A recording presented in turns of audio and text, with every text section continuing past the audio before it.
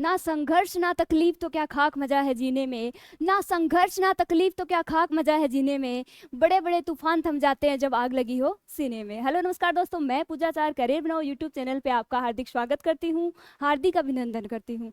तो देखिए, यदि आपकी रगों में भी जुनून है अपने माँ बाप के सपनों को पूरा करने का, यदि आपकी रगों में भी जुनून है अपने पिता की फिक्र को फक्र में बदलने का, तो जुड़िए कैरियर बनाओ टीम के साथ और लगातार 7 से 10 तक क्लास लीजिए। 7 बजे आती है मेरी हिंदी की क्लास, 8 बजे आपके लिए आती है आपकी मैथ की क्लास। देखिए, ये जो बैच है वो स्पेशल आपके सीआरपीएफ के सुरमाओं के लिए है। सीआरपीएफ के सुरमाओं के लिए एज ए ब्रह्मास्त्र सीरीज है, एमसीक्यू सीरीज है, एज ए रैपिड रिवीजन है। तो देखिए, अपनी हो गई है 8 क्लासेज, 9वीं क्लास लेके मैं आपके सामने प्रस्तुत हुई हूँ। दे दनादन इस सीरीज में लगातार बने रहिए। 40 दिन की सटीक रणनीति है, 40 क्लासेज आपके लिए आएंगे, तो बने रहिए मेरे साथ और करियर बनाओ टीम के साथ। तो देखिए, बढ़ते हैं क्वेश्चन की तरफ। पहला अपना क्वेश्चन है, कै वर्ग का उच्चारण स्थान है? कै वर्ग का उच्चारण स्थान है? पहला क्वेश्चन है, कै वर्ग का उच्चारण स्थान है? पहला आपका ऑप्शन है मूर्धा, दूसरा आपका ऑप्शन है दंत, तीसरा है आपका ओष्ठ, 4 नंबर है आपका कंठ। देखिए, कल वाली क्लास में भी आपके वर्ण विचार से क्वेश्चंस आए थे। देखिए, मैंने आपको पहले भी बताया आपके एग्जाम में 25 क्वेश्चन आएंगे हिंदी के, और हिंदी वो स्कोरिंग सब्जेक्ट है जो आपको सिलेक्शन दिला सकता है। कैसे? देखिए, यदि कोई सा एक सब्जेक्ट आपका थोड़ा सा भी वीक है और आप हिंदी को अच्छे से कर लेते हैं, तो आपका क्या है, स्कोर है वो मेंटेन हो जाएगा, इक्वल हो जाएगा और आपका सिलेक्शन इजीली हो जाएगा। तो देखिए, हिंदी को अच्छे से पढ़ो, ऐसे पढ़ो कि इसमें तो एक भी नंबर आपका नहीं कटे।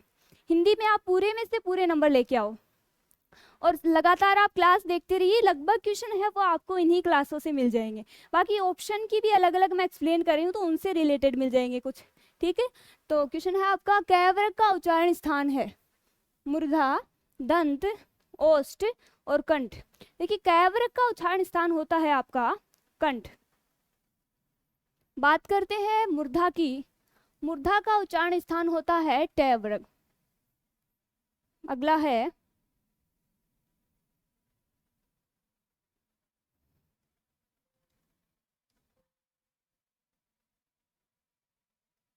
देखिए, अगला है आपका दंत। दंत का आपका उच्चारण स्थान होता है तय वर्ग। अगला है ओष्ठ, इसका होता है पै वर्ग। देखिए, इसका है पै वर्ग।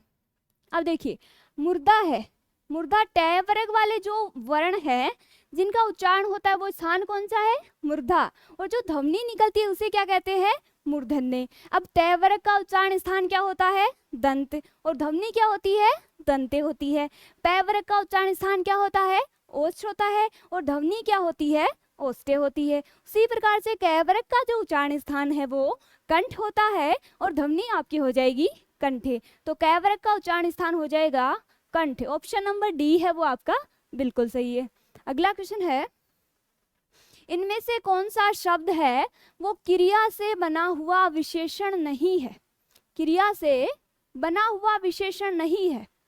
पहला आपका ऑप्शन है चालू, दूसरा है आपका कमाऊ, तीसरा है आपका समझना, 4 नंबर है आपका पठित। आंसर कीजिए फटाफट। इनमें से कौन सा शब्द है वो क्रिया से बना हुआ विशेषण नहीं है?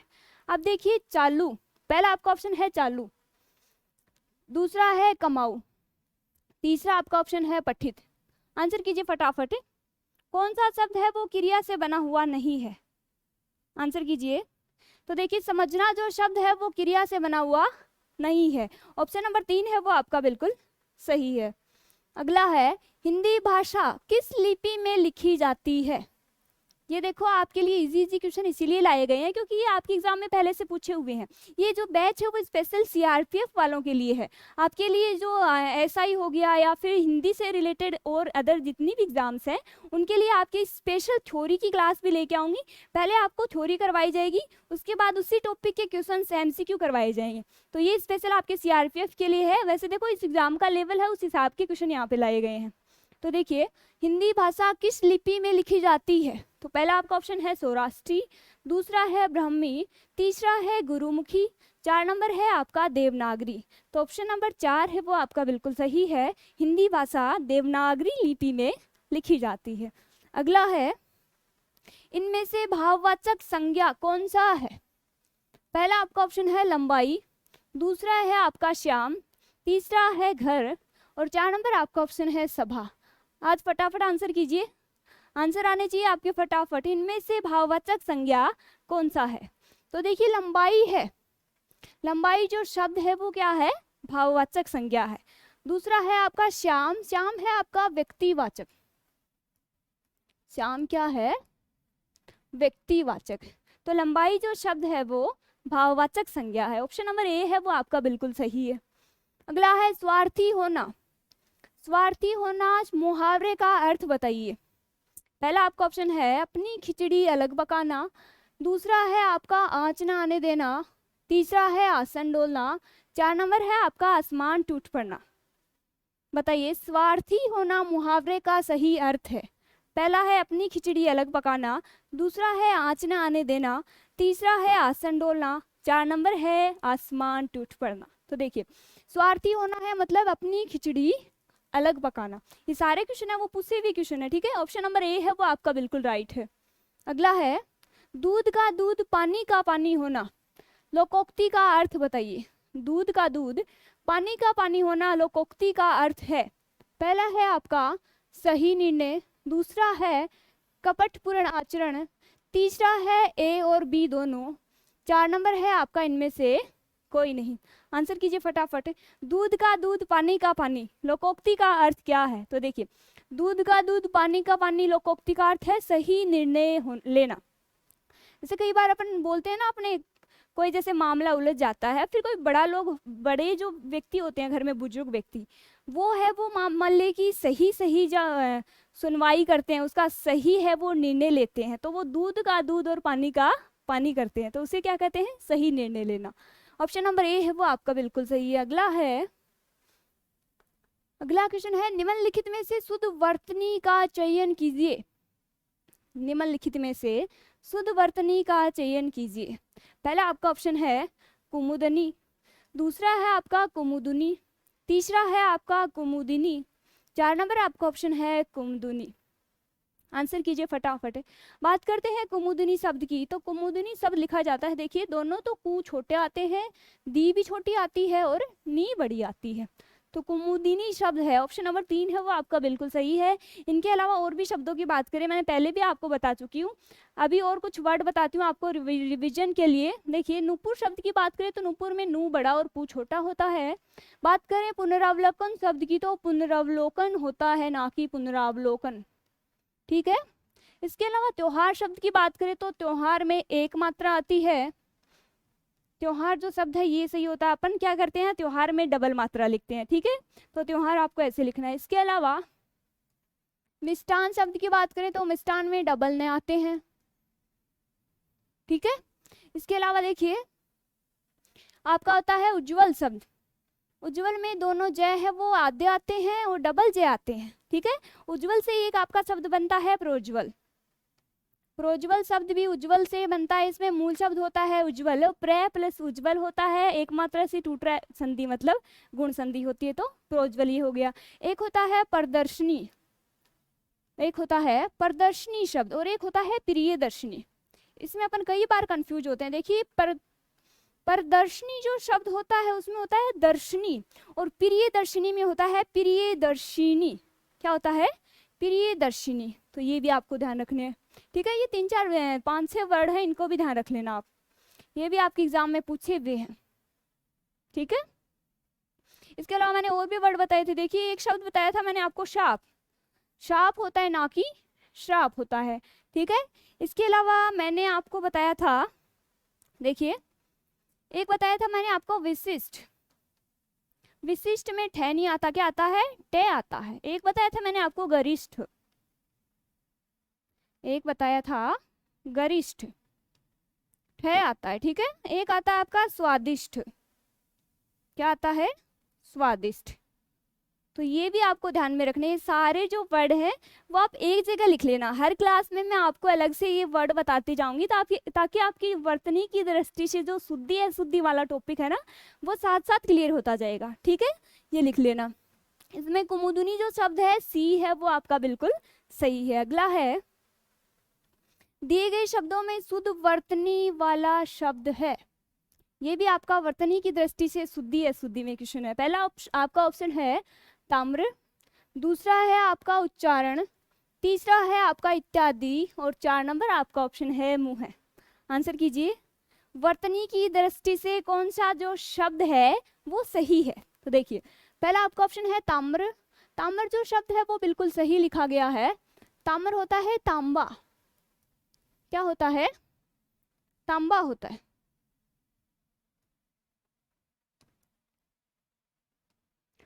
ठीक है। अगला है उच्चारण। उच्चारण शब्द होता है, देखिए उच्चारण ऐसे लिखा जाता है। ठीक है, इसमें एक चय है वो आधा आता है उच्चारण। अगला है इत्यादि शब्द। इत्यादि शब्द की बात करें तो इत्यादि में देखिए तय है वो आधा आता है। बात करें इसकी संधि विच्छेद की, इसका संधि विच्छेद होगा इति प्लस आदि। इति प्लस आदि किससे टूट रहा है? ये से टूट रहा है। देखिए संधि तो आपके ऐसे फिट होनी चाहिए। संधि, समास, उपसर्ग और प्रत्यय तो आपको नींद में भी पूछ लेना तो भी आपको आंसर देने हैं। कैसे? क्योंकि मैंने करवाया आपको, बहुत बार करवा दिए। देखिए इत्यादि शब्द है वो ये से टूट रहा है, इति प्लस आदि यानी कि संधि यण संधि। ठीक है। अगला है मुंह है। अब देखिए मुंह शब्द है, मुंह है शब्द में जो चंद्र बिंदु है वो पहले आती है, यानी कि मैं पे आती है, न कि है पे आती है। तो आपका ताम्र है वो बिल्कुल सही है। ऑप्शन नंबर ए है वो आपका बिल्कुल सही है। अगला है, ये देख लीजिए एक बार, उच्चारण में चय आधा आता है, इत्यादि में तय आधा आता है, दी की मात्रा छोटी आती है। मुंह में मुंह के ऊपर क्या आती है? चंद्र बिंदु आती है, न कि है के ऊपर। अगला है, निराशा का सही संधि विच्छेद है। निराशा शब्द है उसका सही संधि विच्छेद है। देखिए पहला आपका ऑप्शन है निरा प्लस आशा, दूसरा है आपका नीर प्लस आशा, तीसरा है आपका नीह प्लस आशा, 4 नंबर है आपका निरह प्लस आशा। ये भी आपका संधि का क्वेश्चन है। पहले तो बताइए आप संधि विच्छेद, फिर क्या बताओगे? संधि का नाम बताओगे। बताइए क्या करोगे? संधि का क्वेश्चन है। सबसे पहले क्या करोगे? बोलिए मेरे साथ। सबसे पहले क्या करोगे? शब्द को बोलोगे, फिर उसमें क्या बोलोगे? शब्द को बोलोगे तो उसमें से क्या निकलेगा? क्या निकलेगा? मूल शब्द निकलेगा। मूल शब्द कहाँ लिखोगे? प्लस के बाद में। अब प्लस से पहले क्या लिखोगे? जो बचता है वो प्लस से पहले लिख दो। मूल शब्द है वो आ ही गया प्लस के बाद में। ये क्या हो गया आपका? संधि विच्छेद। ठीक है। तो देखिए निराशा शब्द की बात करें, निराशा शब्द है का संधि विच्छेद की बात करें तो इसमें मूल शब्द क्या है? निराशा शब्द बोलोगे, इसमें मूल शब्द क्या ध्वनि आ रही है? आशा की आ रही है। प्लस से पहले क्या बच गया? नी है, यानी कि नी है प्लस आशा क्या हो गया? निराशा हो गया। संधि का नाम आप बताओगे। बताओ निराशा में कौन सी संधि है? विसर्ग के स्थान पे क्या हो रहा है? परिवर्तन। विसर्ग का क्या हो रहा है? रे हो रहा है। देखिए विसर्ग और आ मिलके क्या बन रहे हैं? रा बन रहे हैं। तो विसर्ग के स्थान पे परिवर्तन हो रहा है। संधि कौन सी आपकी?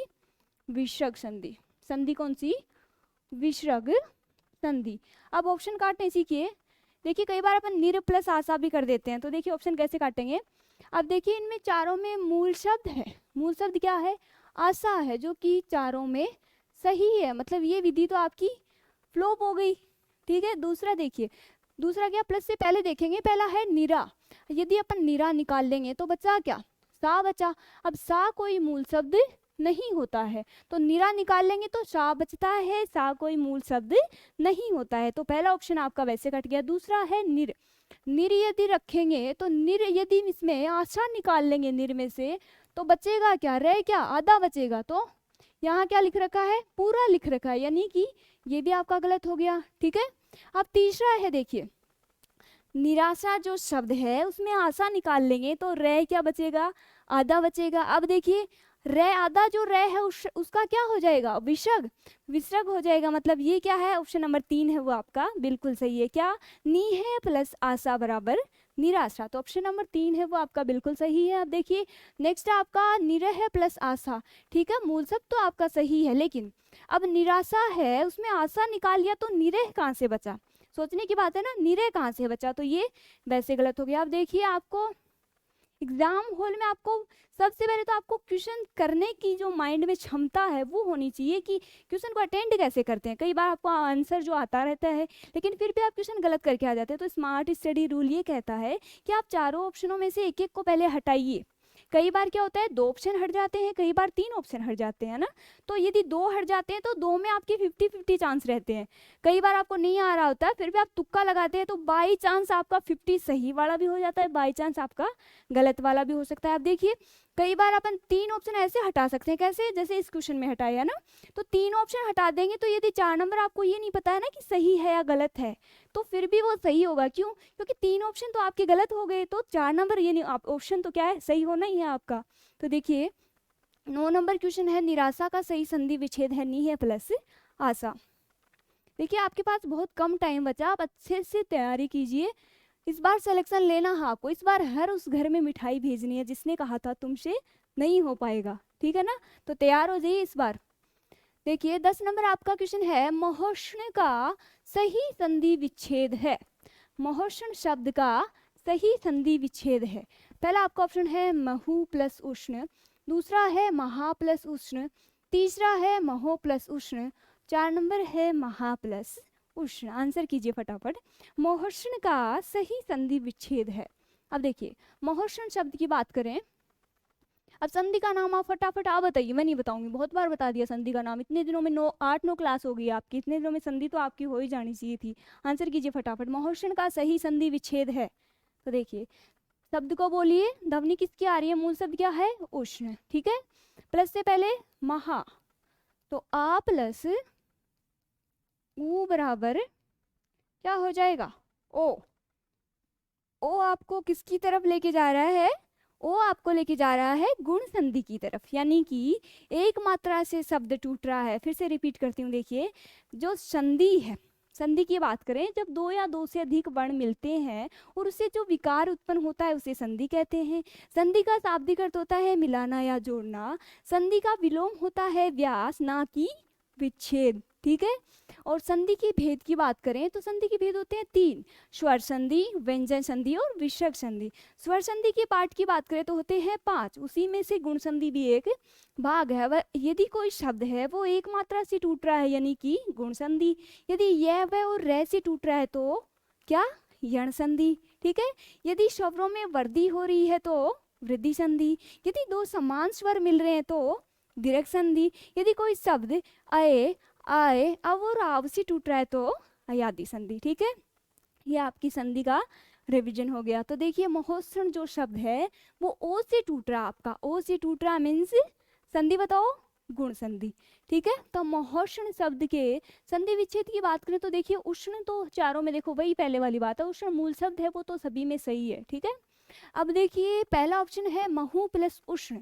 अब देखिए आपका शब्द है महोष्ण, महोष्ण में उष्ण अगर निकाल लेंगे अपन, उष्ण यदि निकाल लेते हैं तो यहाँ पे महु कहाँ से बचता है, आप ऑप्शन भी काम कीजिए एक एक पे, है ना। तो महु निकलता है जो क्या है, गलत है, यानी कि 1 नंबर ऑप्शन आपका गलत हो गया। दूसरा है महा प्लस उष्ण, जो आपका ऑप्शन नंबर 2 है वो आपका सही है। तीसरा है महो प्लस उष्ण। अब देखिए उष्ण निकाल लिया तो ओ तो कहाँ बचा, आ बचा, तो ओ वैसे गलत हो गया, तो महो कोई शब्द नहीं होता है, ऑप्शन नंबर 3 भी गलत हो गया। और ये क्या है, महा प्लस उष्ण, ये देखो दोनों ऑप्शन है वो सेम लिख दिए गए ना, सेम है ऑप्शन। तो ऑप्शन नंबर 4 है वो आपका बिल्कुल सही है, महोष्ण बराबर महा प्लस उष्ण। चलिए अगला है, सन्मति का सही संधि विच्छेद है। ये भी संधि का क्वेश्चन आपका, बताइए सन्मति जो शब्द है उसका सही संधि विच्छेद क्या होगा। पहला है सम प्लस मति, दूसरा है आपका सन प्लस मति, तीसरा है आपका सद प्लस मति और 4 नंबर है आपका सत प्लस मति। आंसर कीजिए फटाफट। देखिए तो सन्मति का संधि विच्छेद होगा, सन्मति शब्द का संधि विच्छेद होगा सत प्लस मति। अब बात करते हैं संधि की, तो व्यंजन के स्थान पे परिवर्तन हो रहा है, यानी कि नए के स्थान पे परिवर्तन हो रहा है, तो संधि कौन सी हो जाएगी सन्मति में, व्यंजन संधि, ठीक है। तो ऑप्शन नंबर 4 है वो आपका बिल्कुल सही। अगला है, परोपकार में प्रयुक्त संधि का नाम है। वही देखिए संधि है, संधि में क्वेश्चन लगभग क्वेश्चन कहाँ से आते हैं, गुण संधि से आते हैं, यण से आते हैं, या फिर व्यंजन, किसी से भी पूछ लो, देखिए आपका संधि का क्वेश्चन गलत नहीं होगा, ये मेरी गारंटी है, ठीक है। तो परोपकार में प्रयुक्त कोई भी शब्द ले लेना आप, इसका नहीं है कि आप परोपकारी लो, कोई भी शब्द ले लो, कोई भी शब्द है वो आप कॉमेंट में कर दीजिए, उसका आंसर मैं बताऊंगी आपको, मैं नहीं बताऊंगी, आप खुद ही बता दोगे, है ना। तो देखिए परोपकार में प्रयुक्त संधि है, तो परोपकार में पर प्लस उपकार, पर प्लस उपकार, ए प्लस उ, यानी कि ओ। देखिए एक मात्रा से टूट रहा है, तो संधि का नाम बताइए, एक मात्रा से टूट रहा मतलब गुण संधि, तो परोपकार में हो जाएगी आपकी गुण संधि। ऑप्शन नंबर 2 है वो आपका बिल्कुल सही। अगला है निम्नलिखित में से कौन सा शब्द है वो स्वर संधि का उदाहरण है, स्वर संधि का उदाहरण पूछा है इसमें। पहला आपका ऑप्शन है अधोगति, दूसरा है आपका उच्चारण, तीसरा है आपका दिग्गज, 4 नंबर है आपका मनवंतर। आंसर कीजिए फटाफट। अब देखिए अधोगति जो शब्द है उसमें कौन सी संधि हो जाएगी, देखिए अधः प्लस, अधः प्लस गति, तो देखिए क्या दिख रहा है इसमें, जो विसर्ग है इसका क्या हो रहा है, ओ हो रहा है, तो संधि कौन सी हो जाएगी, विसर्ग संधि, कौन सी, विसर्ग संधि। उच्चारण जो शब्द है, उच्चारण जो शब्द है उसमें व्यंजन के स्थान पे परिवर्तन हो रहा है, मीन्स इसमें क्या हो जाएगी, व्यंजन संधि, ठीक है, इसमें हो जाएगी व्यंजन संधि। अगला है दिग्गज, दिग्गज का संधि विच्छेद हो जाएगा आपका अधिक प्लस गज, तो देखिए कै का क्या हो रहा है, गय हो रहा है। व्यंजन संधि में एक रूल होता है, इसमें पहले का तीसरा होता है, इसमें पहले का पांचवा होता है, तो देखिए कै का क्या हो रहा है, गय हो रहा है, यानी कि पहले का तीसरा हो रहा है, तो संधि कौन सी हो जाएगी, व्यंजन संधि। क्यों, क्योंकि गय क्या है, व्यंजन, तो संधि कौन सी हो जाएगी, व्यंजन संधि। अगला है मनवंतर, मनवंतर शब्द में मूल शब्द की बात करें तो आ जाएगा आपका अंतर, प्लस से पहले क्या बचता है, मनु, मनु प्लस अंतर, टूट रहा किस स्थान से है, वैसे, तो वैसे टूटना मतलब यह वह और रे से कोई शब्द टूटता है मतलब यण संधि, तो यण संधि है वो स्वर संधि का पार्ट है। यहाँ पे पूछा आपको, देखिए स्वर संधि के पार्टों में से क्वेश्चन नहीं है, यहाँ पे पूछा गया है स्वर संधि का उदाहरण, तो देखिए मनवंतर जो शब्द है वो यण संधि का उदाहरण है, क्या है, यण संधि का उदाहरण है, और यण जो संधि है वो स्वर संधि का विभेद है, तो स्वर संधि का कौन सा हो जाएगा उदाहरण, मनवंतर। ऑप्शन नंबर 4 है वो आपका बिल्कुल सही है। अगला है निम्नलिखित पद में इक प्रत्यय लगने से बने हैं, निम्नलिखित जो पद है वो इक प्रत्यय लगने से बने हैं, इनमें से कौन सा जो शब्द है वो गलत है। देखिए क्वेश्चन है वो ढंग से पढ़ो आप, है ना, क्वेश्चन ढंग से पढ़ना है, बड़ी सतर्कता से क्वेश्चन पढ़ने हैं, फिर उनके एक एक ऑप्शन पे ध्यान देना है, एक एक ऑप्शन को काटना है, 3 ऑप्शन कट जाएंगे लास्ट में, लास्ट वाला नहीं भी आ रहा है तो वो तो आपका सही होगा ही, ठीक है ना।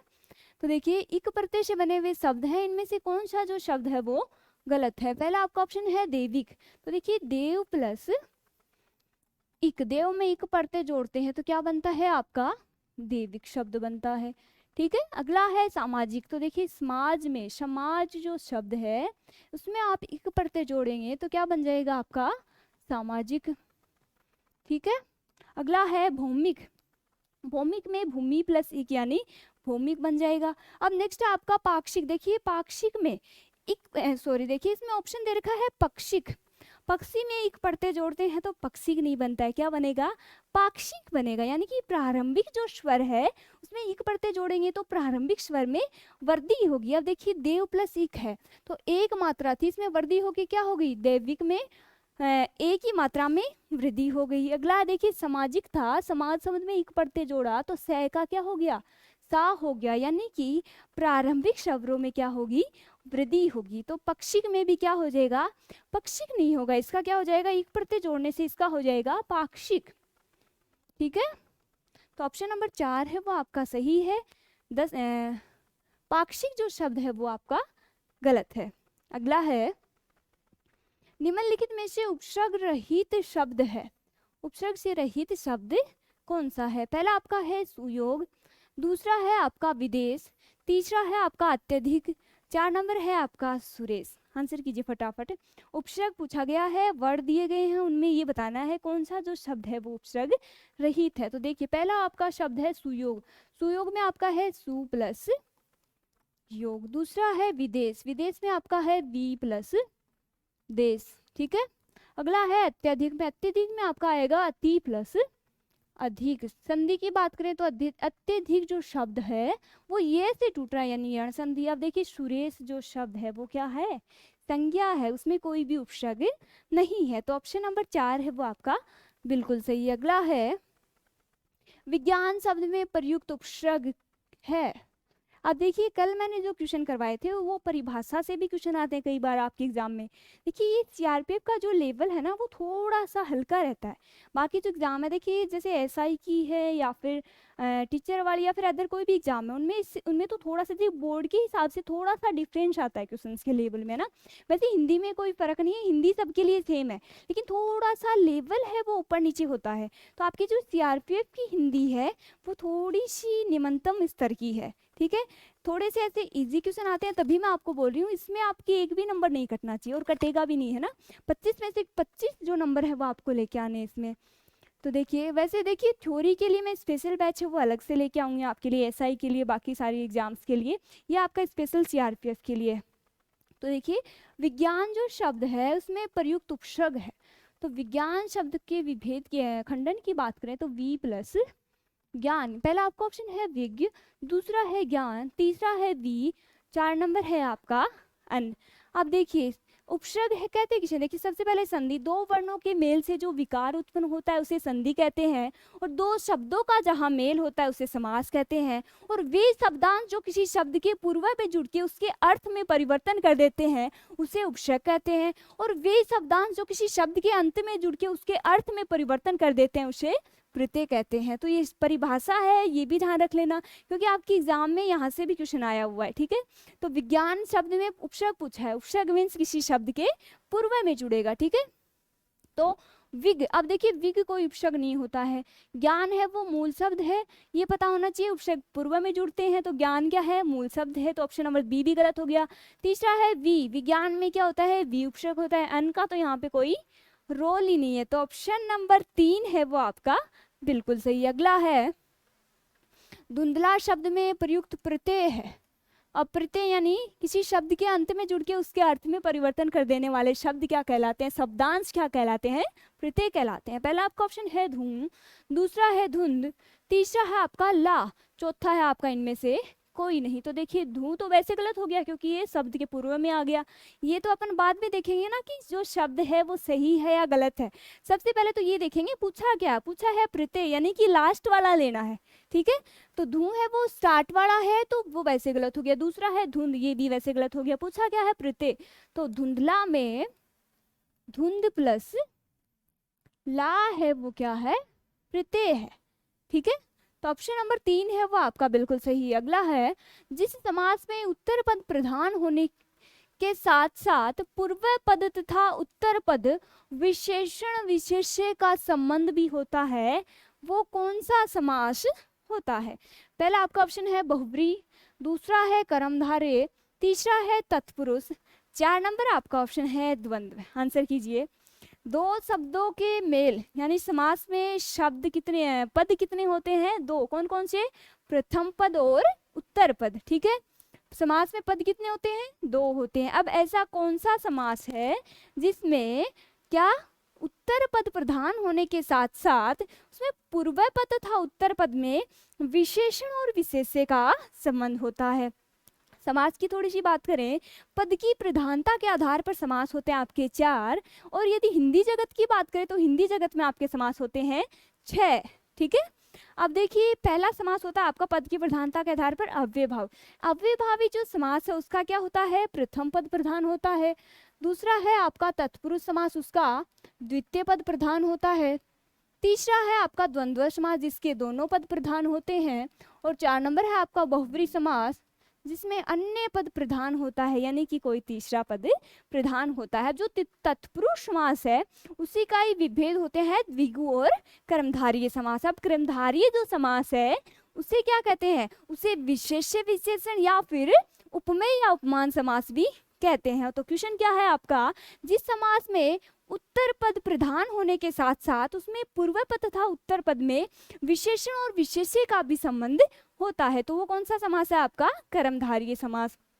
अब देखिए विशेष्य क्या होता है, जिसके बारे में अपन बात करते हैं, यानी कि संज्ञा या सर्वनाम जो शब्द है उसे क्या कहेंगे अपन, विशेष्य कहेंगे। अब विशेष्य की विशेषता बताने वाले शब्दों को क्या कहेंगे, विशेषण कहेंगे, और विशेषण की भी जो विशेषता बताते हैं उसे प्रविशेषण कहेंगे।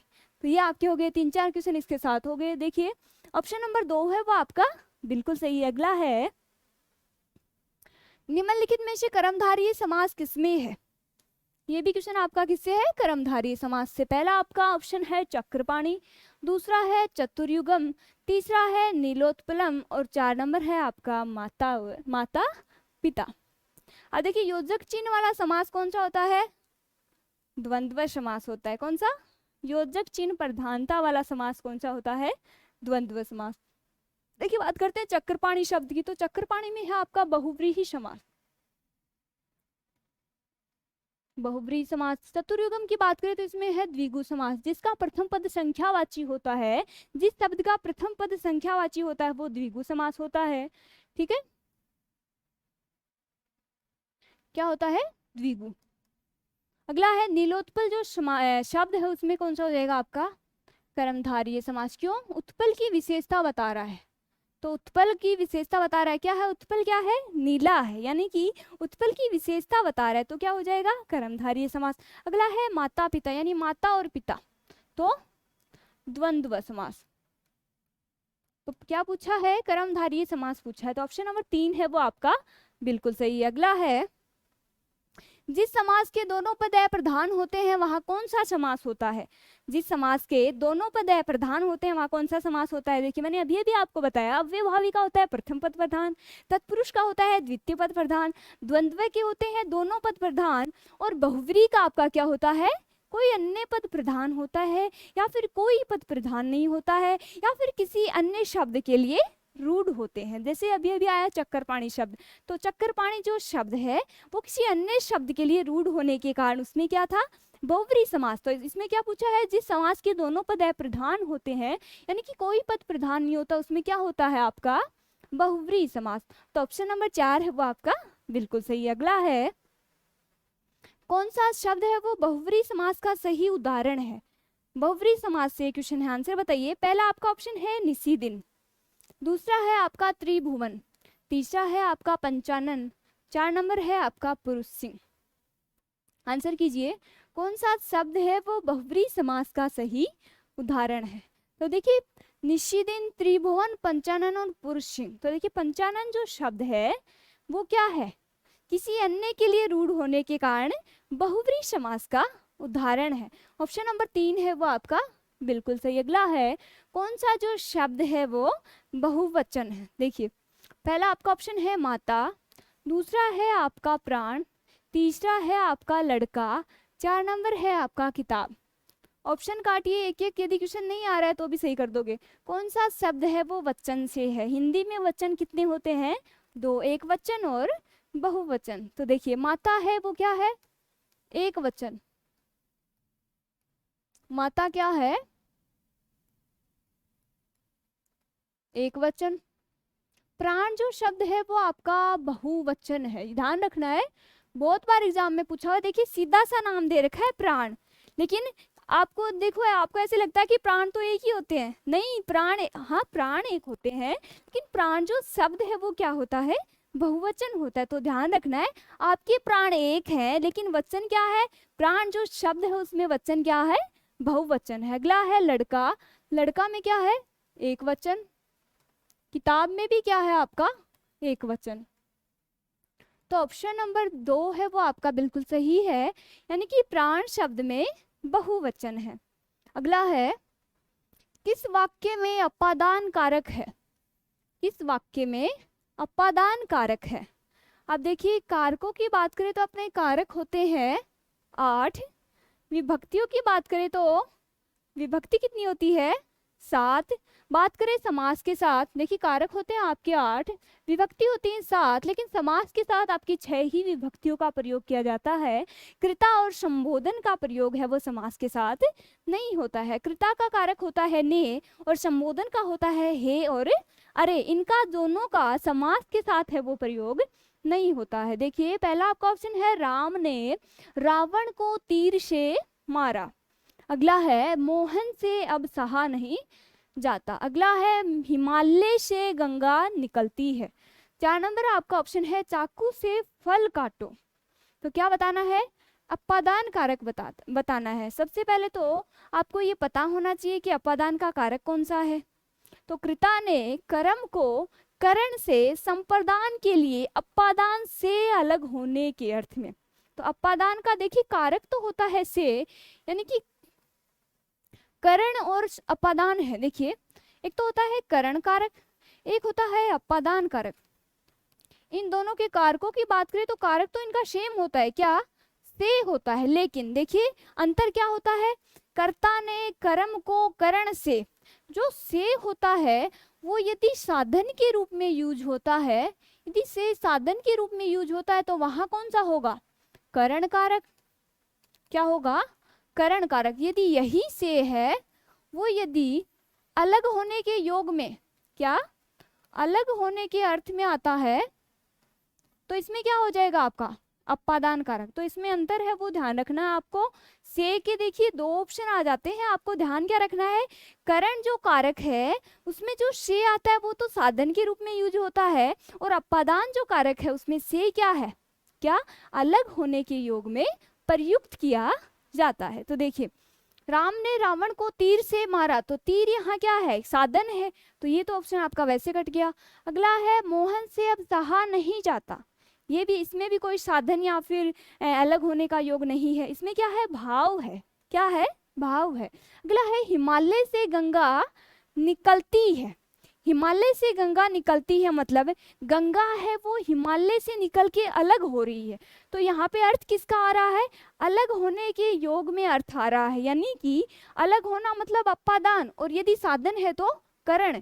तो अलग हो रहा है मतलब हिमालय से गंगा निकल रही है, यानी क्या हो रहे हैं? दोनों अलग हो रहे हैं। तो अलग होना मतलब कारक कौन सा? अपादान। कौन सा? अपादान। तो ऑप्शन नंबर 3 है वो आपका बिल्कुल सही। अगला है हिंदी में शब्दों का लिंग निर्धारण किसके आधार पर होता है? हिंदी में शब्दों का लिंग निर्धारण किसके आधार पर होता है? पहला आपका ऑप्शन है संज्ञा, दूसरा है आपका सर्वनाम, तीसरा है क्रिया, और 4 नंबर आपका ऑप्शन है प्रत्यय। आंसर कीजिए, लिंग का निर्धारण किस आधार पे होता है? देखिए लिंग का निर्धारण आपका होता है क्रिया के आधार पर। किसके आधार पर?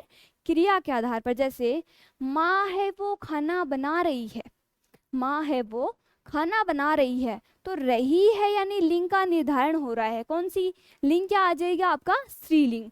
देखिए यदि मोहन खेल रहा है, मोहन क्या खेल रहा है, तो रहा है मीन्स पुल्लिंग, तो क्या आ गया? संज्ञा के हिसाब से है ना।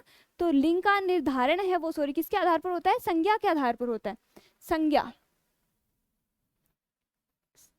ऑप्शन नंबर ए है वो आपका बिल्कुल सही। अगला है श्याम सोता है, यह कौन सी क्रिया है?